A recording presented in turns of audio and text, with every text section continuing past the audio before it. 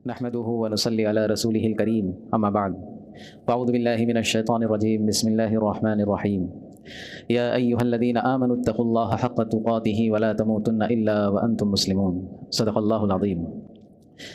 मोहतरम हाज़रीन जुमा, बुज़ुर्गों, दोस्तों और मेरे अज़ीज़ साथियों, गुज़िश्ता जुमा को हमने रोज़े से मुताल्लिक़ उसकी फ़ज़ीलत, उसकी अहमियत को समझा। आज हम इस्लाम के तीसरे रुकन ज़कात के मुतालिक कुछ चीज़ें सुनेंगे, समझेंगे। वैसे तो रमज़ानुल मुबारक में ज़कात निकालना ये कोई ज़रूरी चीज़ नहीं है कि रमज़ान में ही निकालना है, बल्कि इंसान जब साहिब निसाब बन जाए, उसके पास कहीं से माल आ जाए, कहीं से उसके पास उसने सोना खरीद लिया और उस पर साल गुजर जाए, तो चाहे रमज़ान हो या मुहर्रम हो या रबीउल अव्वल हो, जब वो साहिब निसाब बना था उस पर एक साल गुजर गया, अब उस पर ज़कात निकालना वाजिब हो जाती है। लेकिन आम तौर पर यह देखा गया है कि रमज़ान के मुबारक महीने में अक्सर अहले ईमान ज़कातों को निकालते हैं, उसकी तरतीब उन्होंने बनाई हुई है। और एक वजह इसमें यह भी है कि ईद का मौका आ रहा है, रमज़ान के अंदर खर्च होते हैं, तो ये हिसाब से भी लोग रमज़ान ही में ज़कात निकालते ताकि मुसलमानों की आपस में दिलजोई हो और उनको खर्च करने में आसानी हो जाए। इसलिए दोस्तों, आज हम ज़कात के मुतालिक उसकी फ़जीलत को सुनेंगे, समझेंगे और ज़कात का क्या मकसद है उसको भी हम समझने की कोशिश करेंगे। सबसे पहले तो ज़कात जो है ये अरबी लफ्ज़ है और अरबी ज़बान के अंदर एक एक लफ्ज़ के कई कई मतलब और मानी होते हैं। ज़कात के भी बहुत सारे मतलब, बहुत सारे मानी हैं डिक्शनरी के हिसाब से। एक ज़कात का मतलब तो ये है कि इस ज़कात के ज़रिए से ततहीर चाही जा रही है, यानी किसी चीज़ को पाकीज़ा बनाने को भी ज़कात कहते हैं, पाक करने को।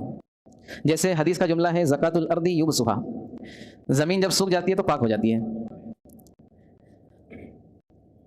तो ज़कात इसलिए इसको कहा जाता है जो हम निकालते हैं अपने माल की मुकर्रर मिकदार, कि जब ज़कात निकाली जाए किसी माल की, जैसे मिसाल के तौर पर हमारे पास 1 लाख रुपए रखे हुए हैं, उसमें से ज़कात निकाल दी जाए 2,500 रुपये, तो बाकी के जो 97,500 रुपये बचते हैं वो पाक हो जाते हैं। किस चीज़ से पाक होते हैं? आफतों से, मुसीबतों से पाक हो जाते हैं। यानी अल्लाह रब्बुल इज़्ज़त उस बचे हुए पैसों को, उस बचे हुए माल को अपनी हिफाजत में ले लेते हैं।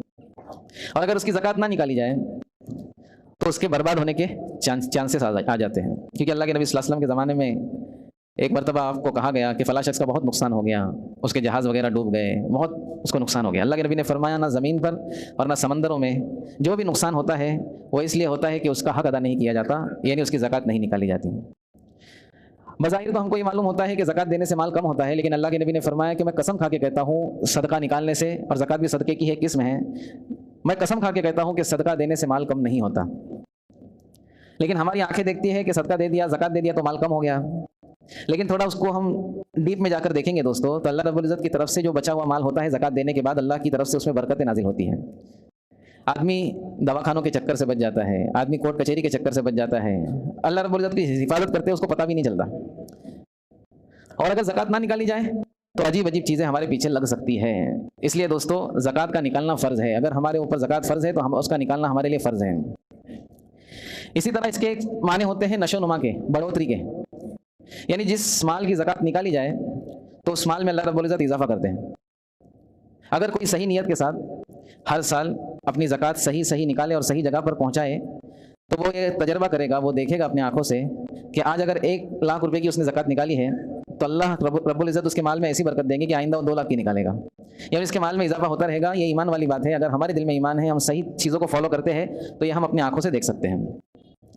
शरीयत की इस्तिलाह में ज़कात किसको कहते हैं कि माल की मुकर्ररा मिकदार जब वो निसाब पर पहुँच जाए तो उसके ऊपर मुकर्ररा कीमत फ़र्ज़ हो जाती है, उसको ज़कात कहते हैं। जैसे मिसाल के तौर पे किसी के पास 7.5 तोला सोना है तो उसके ऊपर ज़कात फ़र्ज़ हो जाती है। किसी के पास 52.5 तोला चांदी है तो उस पर भी ज़कात फ़र्ज़ हो जाती है। किसी के पास 52.5 तोला चांदी जितने की है आज, उतना कैश है उसके पास, और ये सब हाजत असलिया से ज़्यादा है। एक तो यह है कि एक आदमी के 4 बच्चे हैं, 5 बच्चे हैं, और उसके महीने का खर्च ही 40-50 हज़ार रुपये है। उसके पास 40-50 हज़ार रुपये पड़े, उसके सिवा कुछ नहीं पड़ा है।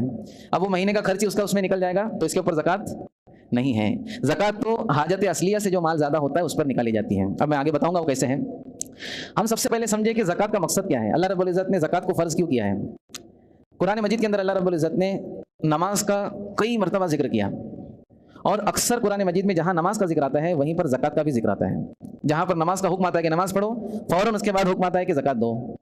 اور اللہ के नबी सल्लल्लाहु अलैहि वसल्लम का मामूल भी ये था कि जहाँ कहीं अल्लाह के नबी सल्लल्लाहु अलैहि वसल्लम सहाबा किराम को दावत देने के लिए भेजते थे, कुछ लोग अगर कोई इलाका इस्लाम कबूल करना चाहता है, ईमान में दाखिल होना चाहता है, तो अल्लाह के नबी सल्लल्लाहु अलैहि वसल्लम ये तालीम देते थे कि सबसे पहले जाकर उनको इस बात की गवाही दिलाओ कि अल्लाह एक है, अल्लाह के सिवा कोई माबूद नहीं है, और मोहम्मद सल्लल्लाहु अलैहि वसल्लम अल्लाह के रसूल है, उसके बंदे हैं। जब वो गवाही दे तो तुम उनको नमाज पढ़ने की दावत दो कि नमाज पढ़ो। सबसे पहला काम नमाज पढ़ना है इस्लाम के बाद। इस्लाम अपनाने के लिए कलिमा शहादत के बाद सबसे पहला काम नमाज पढ़ना है। जब वो नमाज पढ़ने लगे तो उनको ज़कात देने के लिए कहो, और ज़कात जब वो दे तो उनके ज़कात के माल को उनके अमीरों से लेकर उन्हीं के गरीबों में तकसीम करो। कि जिस इलाके के अंदर ज़कात निकल रही है, फुकाहा ने लिखा अफजल तो यही है कि उसी इलाके में वो ज़कात तकसीम हो जाए, ताकि सबसे पहले वहाँ के लोगों की हाजत और ज़रूरत पूरी हो। अगर वो इलाका ऐसा है कि वहाँ के लोगों की ज़रूरत पूरी हो गई तो फिर दूसरे इलाके में भी हम ज़कात दे सकते हैं, लेकिन सबसे पहले ईमान के बाद इस्लाम का हिस्सा नमाज है और उसके बाद फ़ौरन ज़कात है। अगर कोई शख्स ये समझे कि ज़कात तो माल तो मैंने अपने पैसों, अपनी ताकत से, अपने इल्म से, अपने हुनर से कमाया है, और वो ये सोचे कि मैं ज़कात नहीं दूंगा, ज़कात वक़ात कोई चीज़ नहीं है, ज़कात का इनकार कर दे, तो शरीयत ने ज़कात के इनकार करने वाले को काफिर कहा है, उसका इस्लाम में हिस्सा नहीं है। जो ज़कात का इनकार कर देगा वो दायरे इस्लाम से बाहर हो जाएगा, वो मुसलमान नहीं रहेगा।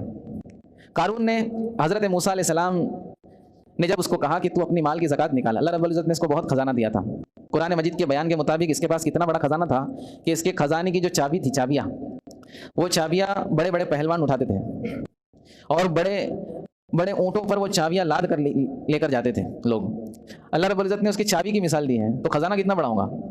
जैसे मैं अक्सर मिसाल देता हूँ, ये मस्जिद के 3 दरवाजे हैं, इस पे 3 ताले लगेंगे और 3 चाबियाँ रहेंगी।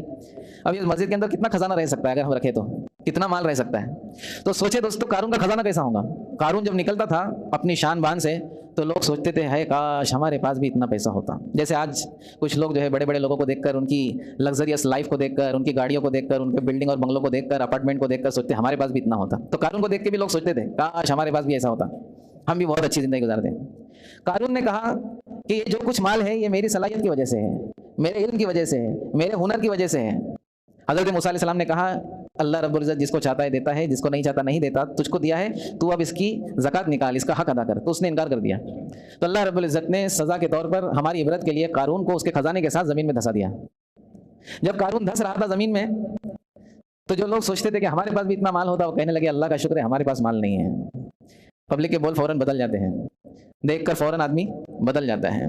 तो दोस्तों, माल का कमाना बुरी चीज़ नहीं है, माल का जमा करना, प्रॉपर्टी का बनाना बुरी चीज़ नहीं है, लेकिन माल कमा कर ये सोचना कि ये तो मेरी ताकत से कमाया गया है, मैं क्यों ज़कात निकालूं, ये बुरी चीज़ है। अल्लाह के नबी सल्लल्लाहु अलैहि वसल्लम ने सहाबा किराम के मजमे में एक मरतबा एक आयत तिलावत फरमाई कि जो लोग सोना और चांदी जमा करते हैं खजाने के तौर पर और फिर उसका हक अदा नहीं करते, उसको अल्लाह के रास्ते में खर्च नहीं करते, जहाँ अल्लाह ने खर्च करने को कहा वहाँ खर्च नहीं करते, तो मोहम्मद सल्लल्लाहु अलैहि वसल्लम आप ऐसे लोगों को दर्दनाक अजाब की खुशखबरी सुना दो। और फिर अजाब की शक्ल अल्लाह ने बताई कि कल क़यामत के दिन जो उन्होंने सोना चांदी जो भी कुछ जमा किया था उनको पतरे की शक्ल दी जाएंगी और जहन्नम की आग में उसको तपाया जाएगा और उसके ज़रिए से पेशानी पर, पुष्ट पर, पहलुओं पर उनको दागा जाएगा और कहा जाएगा ये वही है जो तुम जमा करते थे, ये कोई अलग से चीज़ नहीं आई है, ये जमा की और अल्लाह के रास्ते में खर्च नहीं किया तो ये उसकी सज़ा है। तो सहाबा बहुत डर गए, सहाबा किराम परेशान हो गए, इसका मतलब तो पूरा माल खर्च करना पड़ेगा। तो हज़रत उमर रज़ी अल्लाह अन्हु ने कहा कि मैं तुम्हारी परेशानी दूर करता हूँ, अल्लाह के नबी सल्लल्लाहु अलैहि वसल्लम से इसका खुलासा पूछ के आता हूँ कि क्या इसका मतलब है। हज़रत उमर रज़ी अल्लाह अन्हु आए, कहने लगे अल्लाह के नबी सल्लल्लाहु अलैहि वसल्लम ये जो आयत है, तो सहाबा किराम बहुत डर गए हैं, क्या मतलब है इसका। तो अल्लाह के नबी सल्लल्लाहु अलैहि वसल्लम ने इरशाद फरमाया कि जिस माल की ज़कात निकाली जाए वो माल इससे पाक है।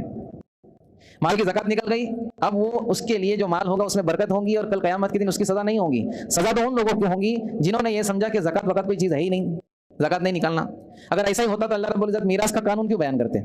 जब आदमी माल जमा करेगा तब तो मीरास उसकी तकसीम होगी ना। तो माल जमा करना बुरा नहीं है, लेकिन उस पर सांप की तरह बैठना बुरा है कि मैं भी खाऊंगा नहीं और तेरे को भी खाने नहीं दूंगा। अल्लाह के नबी सल्लल्लाहु अलैहि वसल्लम ने दूसरी हदीस के अंदर, बुखारी की रिवायत है, ज़कात ना निकालने का एक और अंजाम बताया कि कल क़यामत के दिन जो लोग ज़कात नहीं निकालते थे, अपने माल का हक अदा नहीं करते थे, तो उनके माल को अल्लाह रब्बुल इज़्ज़त गंजा और 2 नुक्ते वाला सांप बना देंगे और वो क़यामत के दिन सांप उसके गले में हार की तरह पहना दिया जाएगा और वो इस तरह से उसको घेर करके उसका चेहरा उसके चेहरे के सामने कर देगा। अल्लाह के नबी ने फरमाया कि उसको डसता रहेगा और कहता रहेगा तू क्या मुझको सांप समझता है, मैं तो तेरा माल हूँ, अना मालुक अना कंजुक, मैं तो तेरा खजाना हूँ, तूने हक अदा नहीं किया इसके लिए अल्लाह ने मुझको तुझ पर मुसल्लत किया है। تو دوستو یہ احادیث سنا کر, یہ قرآن مجید کی آیت سنا کر ڈرانا مقصود نہیں ہے, بلکہ یہ سمجھانا مقصود ہے کہ زکوٰۃ کی کتنی اہمیت ہے. تو زکوٰۃ کا مقصد سمجھ لے تو اس کی اہمیت خود ہی سمجھ میں آ جائے گی. زکوٰۃ کا جو سب سے پہلا مقصد ہے وہ یہ ہے کہ اللہ رب العزت نے ہم کو دو قیمتی چیزیں دی ہیں. ایک چیز تو اللہ رب العزت نے ہم کو جان دی ہے. کہتے ہیں نا جان ہے تو جہان ہے, جان ہے تو سب کچھ ہے. تو یہ جان اللہ نے دی ہے, یہ وقتاً فوقتاً ہم کیسے اس کو پروف کریں گے کہ اللہ ہم مانتے ہیں کہ جان تو نے دی ہے؟ تو ہم نماز پڑھ کر, روزے رکھ کر یہ ثابت کرتے ہیں, اور اللہ رب العزت کے سامنے ہم یہ عرض کرتے ہیں کہ اللہ رب العزت ہم روزانہ وقت نکال کر نماز اس لیے پڑھتے ہیں کہ یہ جان آپ نے دی ہے, یہ آپ کی جو ہے امانت ہے. ہم روزے اس لیے رکھتے ہیں کہ روزے کا آپ نے حکم دیا ہے اور یہ جان آپ نے دی ہے, تو ہم روزے رکھ کر کے اپنی جان کو آپ کے لیے تکلیف میں ڈالتے ہیں تھوڑی دیر کے لیے. تو جان بڑی قیمتی چیز ہے, ہم وقتاً فوقتاً اس کا ثبوت دیتے کہ اللہ تو نے دی ہے, ہم تیرے لیے وقت نکالتے ہیں. اسی طرح اللہ رب العزت نے دوسری چیز دی ہے مال, اور قرآن مجید میں اللہ نے فرمایا کہ ہم نے ایمان والوں کا جان اور مال جنت کے بدلے میں خرید لیا ہے. دیا بھی اسی نے اور خرید بھی لیا اس نے. تو مال اللہ نے دیا ہے, یہ ہم کیسے ثابت کریں گے؟ کہ ہم کو معلوم ہے, ہم یہ سوچتے ہیں, ہمارا یقین ہے کہ اللہ یہ تو نے ہی دیا ہے. تو اس کے لیے جیسے ہم عبادت بدنی کرتے ہیں نماز پڑھ کے, ویسے ہم عبادت مالی کریں زکوٰۃ دے کے. اس کا پروف دے کہ اللہ رب العزت ہم مانتے ہیں کہ مال تو نے دیا ہے. دیکھیں دوستو, مال ہماری صلاحیتوں کی بنیاد پر نہیں ملتا. کتنے پڑھے لکھے لوگ ایسے ہیں جنہوں نے اتنا پڑھا ہے کہ ہم سوچ بھی نہیں سکتے, لیکن ایسے لوگ بھی دنیا میں ہیں کہ ان کو نوکری نہیں ہے اتنا پڑھنے کے باوجود. اور بعض انگوٹھا چھاپ ایسے ہیں جو دن کے لاکھوں کما لیتے ہیں. تو کس نے دیا؟ اللہ نے دیا. اب جس کو بھی اللہ نے دیا ہے اس پر اللہ رب العزت کی طرف سے یہ ہے کہ تو جیسے میں نے تجھ پر احسان کیا تو لوگوں پر احسان کر. تو سب سے پہلا مقصد کہ ہم جو ہے عبادتیں جانی اور مالی دونوں ادا کرنے والے بن جائیں. دوسرا مقصد یہ ہے کہ اللہ رب العزت نے دنیا کے اندر تمام لوگوں کو ایک سا نہیں رکھا, بلکہ سب کو, کسی کو امیر بنایا, کسی کو غریب بنایا. ان کی بھی مدد ہو جائے, ان کی کیا ہو جائے؟ مدد ہو جائے. جس کو اللہ رب العزت نے غریب بنایا اس کے پیچھے بھی حکمت ہے. اللہ چاہتا تو سب کو کروڑپتی بناتا. ارے بناتا نا, تو کیا ہوتا؟